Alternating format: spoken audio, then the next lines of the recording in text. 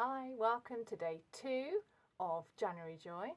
Today we're going to look at some push-ups. So I want you to find your plank position from yesterday. So if you were in a full plank, we can go from there. If you were in a half plank, we'll do the push-up from there.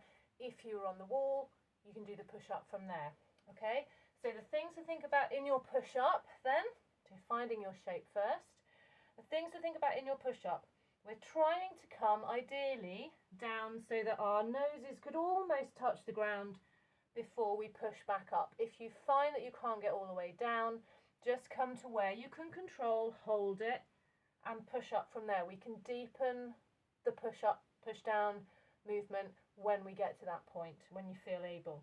Okay, so the next thing to think about is just where your elbows are coming to, okay? So we don't want them to come out to the sides because that's putting lots of strain on the shoulder and the wrist joint. We want them to come about 45-degree angle out from your waist. Okay, if you do it with your elbows really tucked in, that becomes much more of a tricep involvement, and we're just going to stick with a plain push-up for now. So finding your alignment, making sure you're happy with where your shoulders are, where your hips are, and then we're coming down, angles at the elbows, 45 degrees. Exhale to push back up. Okay, so we're just doing the one today.